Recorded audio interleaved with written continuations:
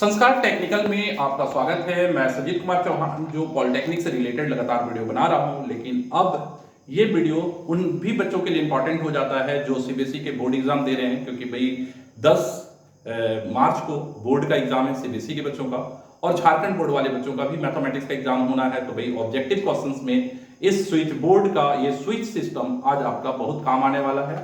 तो चलिए टाइम नहीं बर्बाद करते हुए शुरू करते हैं क्वाड्रेटिक पॉलिनोमियल का ट्रिक्स बेस्ड सिस्टम, जहां पर आप देखते ही क्वेश्चंस का आसानी से आंसर सॉल्व कर सकते हैं। तो चलिए भाई स्टार्ट करते हैं। सबसे पहली बार क्वाड्रेटिक पॉलिनोमियल, जैसा कि आप लोगों ने ऑलरेडी पढ़ाई कर रखा है कि क्वाड्रेटिक पॉलिनोमियल क्या होता है और उसके जीरोस क्या होते हैं। एग्जांपल ले लेते हैं डायरेक्ट। देखो भाई जैसे x² + 5x + 6। अब मैं बताऊं कि x का वह वैल्यू बता दो जिसके रखने पर ये पूरा का पूरा पॉलिनोमियल जीरो हो जाए, तो आप कहोगे कि सर इसका वैल्यू होता है -2, क्योंकि -2 का स्क्वायर 4 और यहां कितना हो गया -10 और यहां हो गया 6 और 4 10 में 10 गया 0 हो गया। लेकिन वैल्यू एक नहीं और एक होता है और वो है -3। -3 रखने पर भी आप देखोगे कि यहां पर -3 का स्क्वायर हो गया 9 6 15 और -15 कर देंगे 0। तो ये जीरोस ऑफ पॉलिनोमियल। लेकिन अब अगर मैं बात करूं कि देखो भाई अगर इस सिस्टम में कहीं ना कहीं इनके स्विच को समझ लिया जाए। स्विच का मतलब क्या होता है? देखो स्विच का मतलब होता है कि यहां पर 3 टर्म है। पॉलिनोमियल में तो टर्म्स होते हैं और क्वाड्रेटिक में कितने टर्म है? 1 2 3 और प्रत्येक टर्म में 4 चीजें होती हैं। क्या क्या होता है? एक तो इनका सिंबल होता है ना, प्लस माइनस का सिंबल जो अलग अलग होता है, साथ में इसके कांस्टेंट टर्म होते हैं और वेरिएबल होता है और वेरिएबल का पावर होता है। तो कितनी चीजें होती है? 4 चीजें, एक सिंबल। तो चलो भाई सबसे पहले सिंबल की बात करते हैं। अगर किसी भी क्वाड्रेटिक पॉलिनोमियल का रूल नंबर 1 याद रखिएगा, अगर किसी क्वाड्रेटिक पॉलिनोमियल के मिडिल टर्म, मतलब कि देखो यहां 3 टर्म है और मैं मिडिल टर्म के सिंबल्स को चेंज कर दूं, मतलब कि भाई अगर ax² + bx + c में मैं इस सिंबल को बदलकर चेंज कर दूं, प्लस को माइनस या माइनस को प्लस, तो क्या होता है? अल्फा और बीटा का रिजल्ट में जो उसका सिंबल होता है वो चेंज हो जाता है। मान लो ये प्लस था ये माइनस था और पहले की स्थिति में, और मैंने इसको चेंज किया और ये माइनस हो गया। तो ऐसे कंडीशन में अल्फा जो प्लस था वो माइनस हो जाएगा और जो माइनस था वो प्लस। बोलोगे सर एग्जांपल दे दीजिए। मैं एकदम सरल एग्जांपल आपके सामने रखता हूं। अगर मैं x² - 5x + 6 पूछो तो इसका आंसर क्या होगा? तो इसका आंसर होगा +2 और +3, क्योंकि दोनों के सिंबल्स चेंज हो जाएंगे। तो याद रखना कि पहला मैंने स्विचिंग बताया कि अगर मिडिल टर्म का जो सिंबल है, मतलब कि पॉजिटिव नेगेटिव है, उसको चेंज करोगे। अगर मिडिल टर्म के स्विच में छूटे हो, ये पहला स्विच है, ठीक है। हर जगह समझना कि 3 टर्म है क्वाड्रेटिक में और 4 स्विचिंग है। अब कौन से स्विच को दबाने से क्या जादू होता है, मतलब उसके जीरोस में क्या मैजिक होता है, मैं आपको ये समझाना चाहता हूं। तो पहला स्विच मिडिल टर्म का स्विच है, गलती से अगर आप इसे दबा दो तो क्या होगा? जो भी इसके जीरोस आ रहे थे ना, उनका सिंबल चेंज हो जाएगा, मतलब इसके सिंबल्स बदल जाएंगे। ये बात आपको समझ में आ गया होगा। तो ये था फर्स्ट ट्रिक। अब आइए सेकंड ट्रिक की बात करते हैं। अब आपके मन में कुछ बातें चलने लगेंगी, सर ये तो आपने समझा दिया, लेकिन अगर हम पहला टर्म का सिंबल चेंज कर दें या लास्ट टर्म का सिंबल चेंज कर दें तो क्या होगा रिजल्ट? देखो भाई अब ये चीज थोड़ा सा एडवांस लेवल की चीजें हो गई। अभी तक तो जीरोस में आपने देखा कि जीरोस के सिंबल चेंज हो रहे थे, लेकिन अब आपके मन में क्या आ रहा है कि सर अगर ax² + bx + c में से मैं a को ही माइनस कर दूं, तब ऐसे कंडीशन में क्या होगा सर?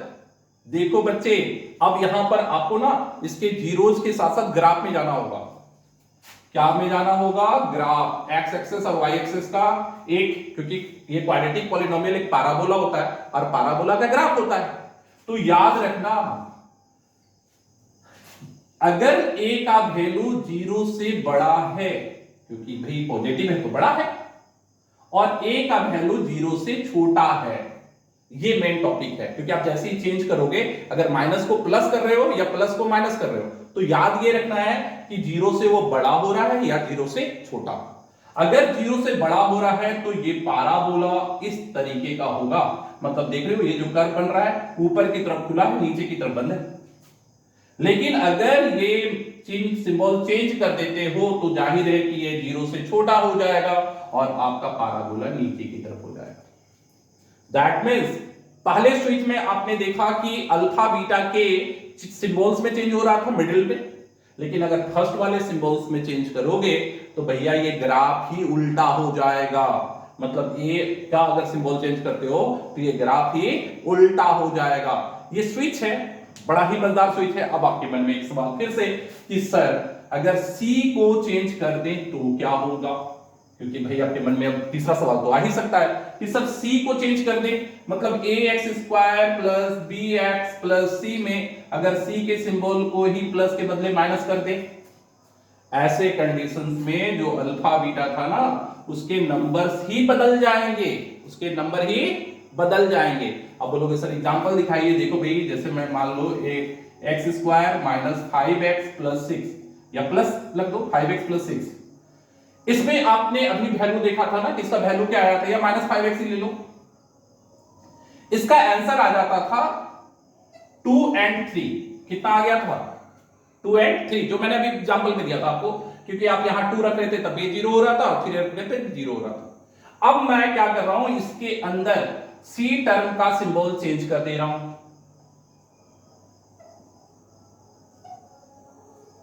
ठीक है, या प्लस 6x भी रख सकते हो। अब रिजल्ट क्या होगा तो आप ध्यान दो, पहले आप जो तोड़ रहे थे वो था x square minus 2x minus 3x plus 6, क्योंकि इंटू करने पर ये हो रहा था।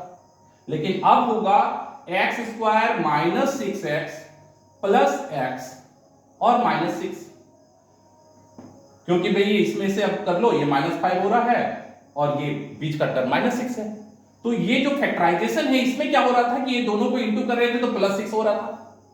3 2 जा 6 माइनस माइनस प्लस, लेकिन अंदर में क्या चाहिए माइनस, तो इसको जब आप तोड़ोगे फैक्टर करोगे तो x माइनस 6 और इसमें 1 निकलेगा तो x minus 6, that means x equal to 6 एक रिजल्ट आएगा। और मतलब यहां ऐसे देख लो x प्लस 1 और x माइनस 6, मतलब x इक्वल टू -1 और x इक्वल टू 6, तो दैट मींस रिजल्ट क्या आ रहा है -1 एंड 6।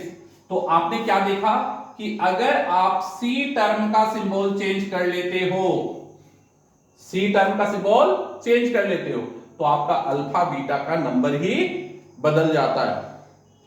तो इसमें सबसे मजेदार टॉपिक क्या रहा, पहला कि मिडिल टर्म चेंज करेंगे तो अल्फा बीटा जो है उनका सिंबल चेंज हो जाएगा। ठीक है, तो आप बोलोगे सर ये तो थोड़ी बात समझ में आ गई कि a का सिंबल चेंज करने पर क्या होता है, b का सिंबल चेंज करने पर क्या होता है और c का सिंबल चेंज करने पर क्या होता है। दूसरी बात बोलोगे सर, क्योंकि मैंने बताया था कि प्रत्येक टर्म के अंदर 4 स्विचेज होते हैं और अभी आपने पहले स्विच की बात की कि सबका सिंबल चेंज करे तो क्या क्या हो सकता है। अब अगले टॉपिक की बात करते हैं भाई कि अगर ax square plus bx plus c में कांस्टेंट टर्म a है, b है, c है, अगर a b c के साथ कुछ खेल खेल दिया जाए तो क्या होगा।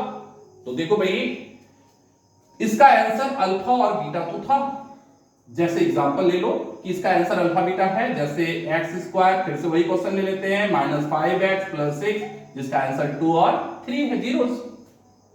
अब क्या करते हैं कि पहला और एक्स स्क्वायर के साथ वाला कांस्टेंट टर्म और लास्ट वाला, मतलब एक्स स्क्वायर के साथ जो कोएफिशिएंट है और लास्ट का कांस्टेंट टर्म, अगर इसको रिप्लेस कर दिया जाए, कहने का मतलब यहां पर 1 है और यहां 6 है तो 6 को आगे ले गए, -5x पे कोई छेड़खानी नहीं और 1 को आगे ले जाए, रिप्लेस कर दे।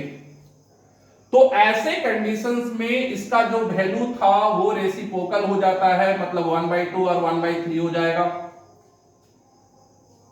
कहने का मतलब है कि अगर cx square plus bx plus a हो तो अल्फा बीटा का वैल्यू जो है वो 1/अल्फा और 1/बीटा के फॉर्म में आ जाता है। ये सभी स्विच है क्वाड्रेटिक इक्वेशंस, क्वाड्रेटिक पॉलिनोमियल में जो टर्म है, हर टर्म के अंदर जो 4 चीजें हैं और 4 4 4 मतलब कि टोटल हो गए 12, और प्रत्येक में कहां क्या सेटलमेंट करने पर उसके जीरोस पर क्या इफेक्ट पड़ता है ये आपको समझना पड़ेगा, ताकि आप ऐसे प्रश्न अगर आपसे डायरेक्ट मिल जाएं कि अगर मैंने इनका इस टर्म को चेंज कर दूं तो उसका क्या होगा, तो इस तरह के प्रश्नों को आप आसानी से, अगर इन बातों को समझते हैं तो आप आसानी से उत्तर दे सकते हैं। अब देखो मैं थोड़ा सा एक और एग्जांपल दे रहा हूं। कभी कभी ये क्वेश्चन भी बहुत बार पूछा गया है, इसलिए मैं क्वेश्चन खास कर वो ला रहा हूं आप लोगों को जो बराबर पूछा जाता है। जैसे बोलता है कि अगर quadratic equation ax² plus bx plus c, okay, में अल्फा बीटा, अगर इसका आंसर अल्फा बीटा हो तो अल्फा स्क्वायर और बीटा स्क्वायर से बना क्वाड्रेटिक इक्वेशन क्या होगा। तो ऑटोमेटिक है कि मैं इसको बड़ा इजी वे में समझा देता हूं। उसके लिए आपको कुछ नहीं करना है, उसमें करना है a² x² plus b² minus 2ac x plus c²। a का स्क्वायर कर दीजिए, b का स्क्वायर करके उसमें 2ac घटा के बीच का नंबर दे दीजिए और लास्ट में c का स्क्वायर कर दीजिए, ये आपका आंसर हो जाएगा।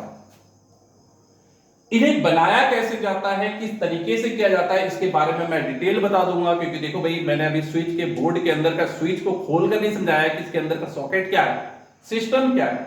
थोड़ा सा मैं सिस्टम को थोड़ा समझाने का प्रयत्न कर देता हूं। देखो बच्चे, आपको पता है कि इस इक्वेशन का form x² minus alpha plus beta x plus alpha into beta के फॉर्म में होता है। और यहां पर जब स्क्वायरिंग बैठाया जाता है तो ऐसे कंडीशन में alpha square plus beta square का मान निकालकर यहां पर पुट करेंगे, क्योंकि स्क्वायरिंग का बैठना है। और लास्ट में, और यहां इसका मान निकालने के लिए आपको अल्फा प्लस बीटा और अल्फा इंटू बीटा का वैल्यू के हेल्प से निकलेगा, अल्फा प्लस बीटा का whole square minus 2 alpha into beta.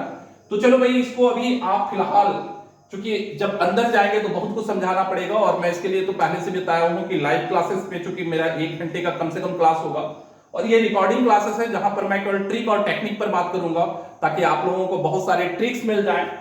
तो ये लगभग स्विच सिस्टम है, जहां स्विचिंग करने पर, जैसा मैंने आपको बताया है, उन चीजों पर आपको ध्यान देना है कि कहीं ना कहीं इनके स्विचिंग का क्या डिफरेंस होता है। जैसे इनके अगर साइन को चेंज कर दें तो क्या इफेक्ट पड़ेगा, जो मैंने अभी ऑलरेडी बताया आपको। उसी तरह से अगर इनके कांस्टेंट टर्म्स को एक्सचेंज कर दे तो क्या जीरोस पर इफेक्ट पड़ता है। और उसके साथ साथ आप वेरिएबल को तो चेंज ही नहीं कर सकते, क्योंकि अगर वेरिएबल को चेंज कर दोगे तो क्या होगा। अगर किसी के मन में sir ay² plus by plus c कर दे, इस वेरिएबल को चेंज कर दे तो क्या होगा। भाई कॉमन सी बात है, जब x का ग्राफ इस तरह से जा रहा था, ये x एक्सिस और y एक्सिस की ओर था, तो ये ग्राफ मूव कर जाएगा। ये ग्राफ कहीं ना कहीं आप देखो कि ये ग्राफ इस तरह से x और y की तरफ, लेकिन ये x y की तरफ था ना, अब ये x की तरफ हो जाएगा क्योंकि y में आपने चला गया। तो ग्राफ मूवमेंट चेंज हो जाएगा, इसका ग्राफ का मूवमेंट ही चेंज हो जाएगा। क्योंकि अगर वेरिएबल को आप चेंज करने का प्रयत्न कर रहे हैं, क्योंकि यहां पर जो वेरिएबल था x, उसको y कर दिए और x और y ग्राफ में, तो कहीं ना कहीं जो y की तरफ ग्राफ जा रहा था वो x की तरफ मूव कर जाएगा। अब इसमें भी वही बातें होंगी कि a का वैल्यू अगर 0 से छोटा हो तो ग्राफ जो अपोजिट मैंने बताया था वो चीजें यहां भी लागू होंगी। अब आपके मन में अगर चौथा सवाल मत लाना भाई, क्योंकि मुझे बहुत डर लगता है आप लोगों के सवालों से। क्योंकि अगर चौथा सवाल आपके मन में यह आ जाए कि सर आपने सिंबल्स के बारे में बता दिया, क्योंकि आपने कहा था सिंबल्स होता है, सबका सिंबल चेंज होगा तो क्या होगा। आपने कांस्टेंट टर्म के बारे में बताया कि अगर किसी का कोएफिशिएंट चेंज हो जाए तो क्या होगा। यहां तक वेरिएबल में भी बता दिया कि वेरिएबल अगर x के बदले y कर दे तो क्या होगा। अब अगर पावर चेंज कर दे, भाई देखो तो क्वाड्रेटिक ही नहीं रह जाएगा ना, क्योंकि आप x का पावर q कर दोगे तो जो क्यूबिक पॉलिनोमियल हो जाएगा, तो फिर मुझे क्यूबिक पढ़ाना पड़ेगा। आप पावर 1 कर दोगे तो लीनियर पॉलिनोमियल हो जाएगा, तो भाई फिर ये चैप्टर से बाहर हो जाएगा। क्योंकि आप चौथा चीज पावर होता है, और आप किसी का वेरिएबल का बोलोगे सर पावर चेंज करेंगे तो क्या होगा, तो भाई ये चैप्टर के बाहर की दुनिया हो जाएगी, जो यूनिवर्स में पहुंच जाएगा। मतलब कि लीनियर हो सकता है, क्वाड्रेटिक हो सकता है, क्यूबिक हो सकता है। फिर इस चीज का एक्सचेंज करने में तो सारे चैप्टर ही पढ़ाने पड़ जाएंगे ना। तो दैट मींस आपको समझ में आ गया होगा कि स्विचिंग में सबसे मजेदार है उनके सिंबल्स और कांस्टेंट टर्म। बाकी वेरिएबल और पावर के बारे में कभी विस्तार से चर्चा करेंगे। तो चलिए आज की वीडियो में इतना ही, अगले वीडियो में फिर मिलेंगे। तब तक के लिए जय हिंद, जय भारत।